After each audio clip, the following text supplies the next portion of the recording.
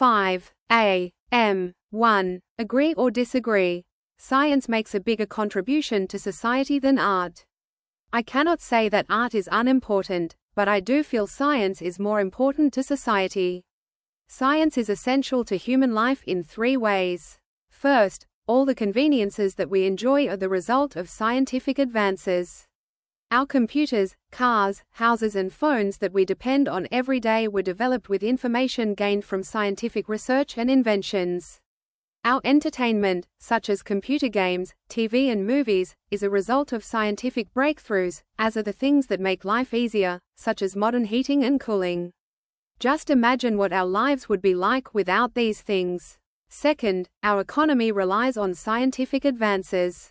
Without modern technology and communications, our world economy would collapse.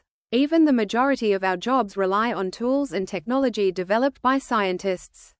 Finally, our health and longevity are dependent on scientific advances, including medicines, medical technology and medical treatments. Our understanding of preventative medicine also comes from scientific studies, including our knowledge of healthy nutrition. Science is the reason that humans have moved from the primitive conditions of the earliest humans to today's advanced civilizations. I don't know anyone who would willingly give up the benefits brought to us by science. Yes, I agree. Science improves medicine, transportation, and communication. Without scientific discoveries, we would not have modern hospitals, cars, or the internet. These developments have changed society more than art has. I agree. Science has improved healthcare, transportation, and communication. Without scientific advancements, modern medicine, the internet, and space exploration would not exist. While art enriches culture, science directly improves people's lives. Scientific discoveries solve real-world problems, making them more essential to society's progress than artistic expression. I agree. Science creates solutions for global challenges like climate change, disease, and food shortages.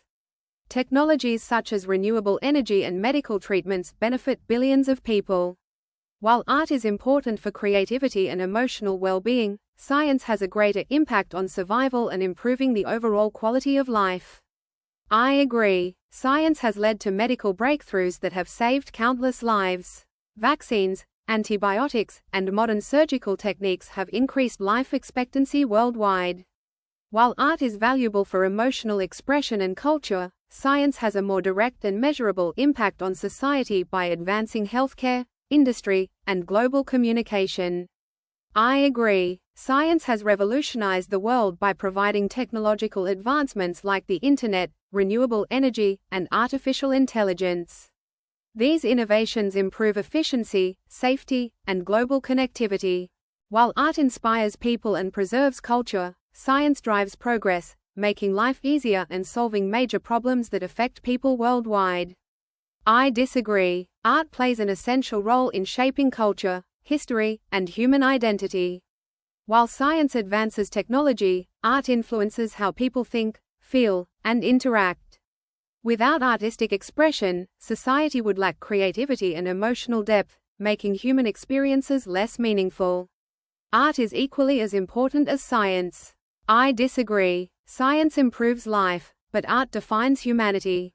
Music, literature, and films inspire people and bring communities together. Art has influenced social movements, encouraged change, and preserved history. Without art, science would lack emotional meaning, as creativity is necessary for scientific innovation and problem-solving. Both contribute equally. I disagree. Science provides tools, but art gives them meaning. Architecture, music, and literature shape societies and influence how people experience the world. Even scientific discoveries often rely on creativity. Without artistic vision, human civilization would lack identity and expression, making art just as significant as science. I disagree. Art influences human emotions, thoughts, and social structures more than science. While technology provides convenience, art connects people across cultures and generations. Music, theater, and visual arts express human struggles and achievements, making them just as essential as scientific discoveries in shaping the world and defining human existence. 2. Is warfare between nations an inevitable consequence of human nature? I believe that humans are powerless to prevent war from breaking out between nations. There are 3 reasons why I believe war is a part of human nature. First, war has been a condition of human life on Earth since the earliest recordings of human life. There have always been wars, and there are still many wars being fought around the world today. The First World War was fought with the belief that it would be the war to end all wars. Of course, that was later proven to be a false dream. Second, there are too many different cultures, religions and national interests for lasting peace. Some people will always hold on to nationalist or fundamental religious beliefs that are more important to them than to the ideas of tolerance and peace. We can see today that many people feel it is their religious responsibility to fight against unbelievers. Finally, anger, hate and revenge are a part of our human nature. These feelings are often shared by our groups, both large and small. Therefore, wars will always break out. I believe that we have made progress to reduce war between advanced countries, but it is unlikely that wars between nations will ever be completely eliminated. Yes, I think so. Throughout history, humans have fought wars for land, resources, and power. Conflicts between nations happen because people naturally compete for survival. Even today, wars continue despite diplomatic efforts. It seems impossible to stop warfare completely because human nature includes aggression and the desire for dominance. Yes, I agree. Human history is filled with wars. People form groups and fight for control, protection, or revenge. Even with international organizations like the United Nations, conflicts still occur. While peace is an ideal goal, human nature includes competition and fear, making warfare almost impossible to avoid forever. Yes, I think so. Wars have existed in every civilization throughout history. Nationalism, economic competition, and political power struggles drive conflicts between nations. While diplomacy can reduce tension, history shows that conflicts always return. The need for security and control makes warfare an unavoidable aspect of human interaction. Yes, I agree. Humans naturally seek power and dominance. Even when peace agreements exist, conflicts arise over borders, resources, or ideology. History shows that war is a repeated pattern in human civilization. As long as competition, fear, and ambition exist, warfare between nations will continue to be a reality. No, I don't think so. While wars have happened throughout history, diplomacy and cooperation can prevent conflicts. Many countries work together to solve problems peacefully. With education and economic growth, nations can learn to settle disputes through negotiation rather than violence, reducing the chances of war in the future. No, I disagree. Warfare is not caused by human nature but by political and economic issues. People generally prefer peace, but leaders use war to gain power. International organizations promote peace through dialogue and agreements, showing that conflict can be avoided when governments focus on cooperation rather than aggression. No, I don't think so. Economic interdependence makes warfare less necessary. Countries that trade and cooperate are less likely to fight. Organizations like the United Nations encourage peaceful solutions. While conflicts exist, history shows that diplomatic efforts and international relations have successfully prevented many wars through negotiations and peace treaties. No, I disagree. Human nature includes both aggression and cooperation. Although wars have occurred, history also shows progress toward peace. Countries form alliances, engage in dialogue, and use diplomacy to prevent conflict. As global communication and economic ties strengthen, nations have more incentives to maintain peace rather than resorting to war. 3. Would Japan benefit from a more open immigration policy? Japan would clearly benefit from a more open immigration policy. There are several reasons why Japan would benefit. First, and most important, Japan is experiencing a population decline. Japan needs a bigger workforce to function as well as to stay competitive with other countries. In addition, many Japanese do not want to do certain kinds of work, especially work that is dangerous, dirty or physically difficult. Immigrants from less developed countries are willing to do these jobs in order to make a decent living. Also, we have an aging society that needs to be cared for. Many Japanese are too busy with their jobs and their own families to take care of their aging parents. There are not enough caregivers in Japan, especially since the work is so low paying. Many immigrants make excellent caregivers. In addition, all the pensions, medical care and other costs required to pay for the well-being of the increasing number of elderly need to be funded by the government. Working Japanese cannot pay this huge tax burden by themselves. A larger immigrant population would pay a larger portion of taxes. Unfortunately, many Japanese opposed to a more open immigration policy do not consider all the contributions that immigrants would make to Japan. Yes, I think so. Japan's population is aging, and fewer young people are available to work. If immigration increases, more workers can help fill job shortages.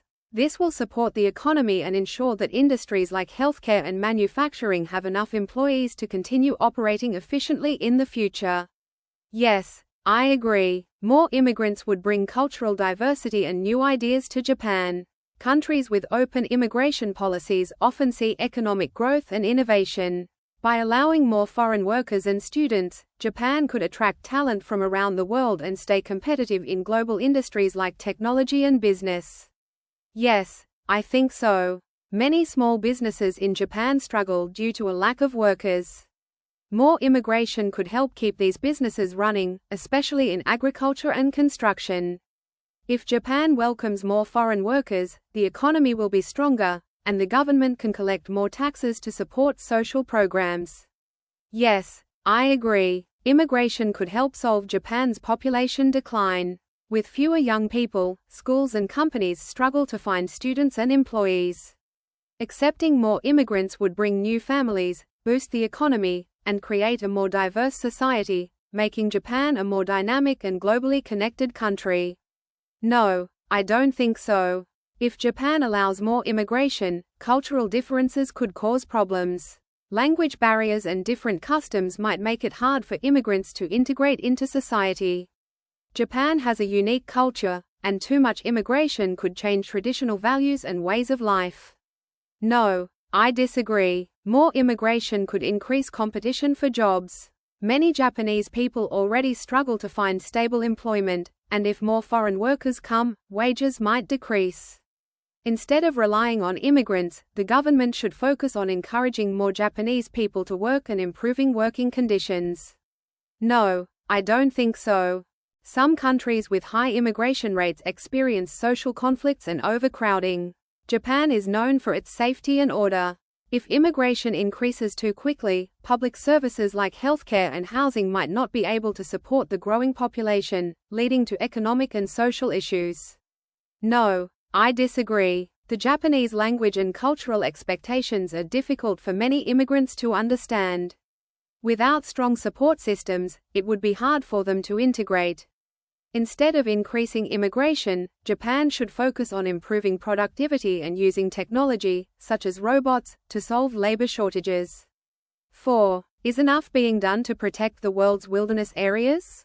I don't feel enough is being done to protect the world's wilderness areas. I'd like to give 3 reasons to support my argument. First of all, many of the world's plants and animals have become extinct. Many others face extinction. Countless species are disappearing from the earth because their natural environments have been destroyed. This is a great loss. Second, many wilderness areas are privately owned, so there is little that concerned citizens can do about their development. Forests are cut down and burned for commercial and industrial purposes. This harms us all in many ways, including global warming. Third, even those areas set aside as national wilderness reserves are being exploited by people pursuing their own profit. Law-breaking loggers cut down forests and animals are illegally hunted. Sometimes, governments allow companies to exploit national wilderness areas in pursuit of oil and other natural resources. Governments do this to raise money or to increase their reserves of oil and other resources. In summary, we can read daily about the loss of forests and other species from our shrinking wilderness areas. We need to do more so that our grandchildren can enjoy nature as we did when we were children. Yes, I think so. Many governments have created national parks and wildlife reserves to protect nature. Laws prevent deforestation and pollution in some areas. Conservation organizations also work to protect endangered species. Although there are still environmental problems, many efforts have been made to keep wilderness areas safe for future generations. Yes, I agree. International agreements, like the Paris Climate Agreement, encourage countries to protect nature. Many companies are also reducing pollution and using sustainable materials. People are becoming more aware of environmental issues, and governments are taking action to preserve forests, oceans, and other important wilderness areas worldwide. Yes, I think so. Many countries have strict environmental laws to stop illegal hunting and deforestation.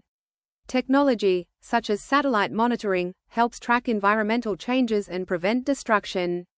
While more efforts are needed, significant progress has been made to protect natural ecosystems from human activities and climate change, ensuring long-term sustainability.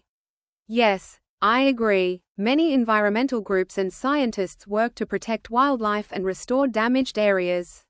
Some businesses are using eco-friendly policies, and consumers are choosing sustainable products. Although challenges remain, global efforts to protect nature are increasing, and many projects have successfully helped preserve wilderness areas through conservation and restoration programs. No, I don't think so. Deforestation continues in many parts of the world, and some governments do not enforce environmental laws strictly. Many animals are still losing their habitats. More action is needed to stop pollution, protect forests, and save endangered species from extinction before it's too late. No, I disagree. Climate change is worsening, and many governments focus on economic growth instead of protecting nature. While some areas are protected, illegal activities like logging, poaching, and pollution still harm the environment. Stricter laws and stronger international cooperation are needed to preserve the world's remaining wilderness areas for future generations. No, I don't think so. Industrial expansion and urbanization continue to destroy natural habitats. Even though some countries protect certain areas, many ecosystems remain at risk. Companies should be required to adopt stricter environmental policies, and people should be encouraged to support conservation efforts through education and sustainable living choices. No, I disagree. While some progress has been made, many wilderness areas are still in danger. Governments and businesses prioritize profit over the environment, and not enough money is invested in conservation. More resources should be dedicated to protecting endangered species and preventing further destruction of forests, oceans, and wildlife habitats worldwide. 5. Are consumption taxes a good way to raise government revenue? I believe that consumption taxes are a good way to raise government revenue. They have several clear advantages over other types of taxes. For one thing, consumption taxes are very simple and fair.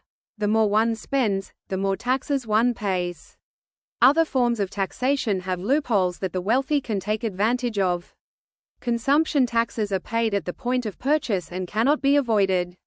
In addition, consumption taxes have a clear benefit over income taxes. Consumption taxes do not discourage people from working hard. Some people hesitate to make additional income because they would have to pay a larger share of taxes. Income taxes sometimes even discourage Japanese wives from working full-time. This is a serious problem at a time when we have a labor shortage. There is another advantage over income taxes. There are some people who no longer work because they have enough money, so they do not pay income tax. However, through consumption taxes, they would still pay their fair share. In addition, consumption taxes can vary depending on the type of product. They can be higher for luxury goods and, in this way, tax the rich at a higher rate. For these reasons, consumption taxes are an effective way to raise money. Yes, I think so. Consumption taxes provide a stable source of government revenue. Unlike income taxes, which depend on employment levels, consumption taxes ensure that the government collects money even during economic downturns. These funds can be used to improve public services like healthcare, education, and infrastructure, benefiting society as a whole. Yes, I agree. Consumption taxes are fair because everyone pays them, regardless of income. This system ensures that both high and low-income individuals contribute to government services. Many countries successfully use consumption taxes to fund public projects, and Japan can benefit from maintaining or slightly increasing these taxes for economic stability. Yes, I think so. Japan has an aging population, and the government needs more revenue to support social programs. Increasing consumption taxes can help cover costs for pensions and healthcare. Since people pay these taxes when they buy goods, it allows the government to collect money from a wider range of citizens effectively. Yes, I agree. Consumption taxes encourage responsible spending and saving. Since people pay taxes only when they purchase goods, they may spend more carefully and save money. This system not only helps the government collect funds but also promotes financial stability among citizens by discouraging excessive or unnecessary consumption in the long term. No, I don't think so. Consumption taxes disproportionately affect low-income individuals. Since everyone pays the same rate, poorer people spend a larger percentage of their income on taxes than wealthy individuals. The government should focus on progressive income taxes instead, ensuring that higher earners contribute more to government funding. No, I disagree. High consumption taxes can reduce consumer spending. If people buy fewer products, businesses earn less money, which can slow down economic growth and reduce overall tax revenue. Lowering consumption taxes might actually encourage spending and help stimulate the economy while still maintaining government income through other forms of taxation. No, I don't think so. There are better ways to raise government revenue, such as corporate taxes or progressive income taxes, which place a greater burden on wealthy individuals rather than affecting all consumers equally. Higher consumption taxes may hurt small businesses and discourage economic activity, leading to financial instability and reduced consumer confidence. No, I disagree. Consumption taxes can increase inequality. Wealthy people can afford to pay more, while lower-income families struggle with basic expenses. The government should focus on fairer taxation methods, such as taxing luxury goods more heavily while reducing the tax burden on essential items like food and medicine to support lower-income households.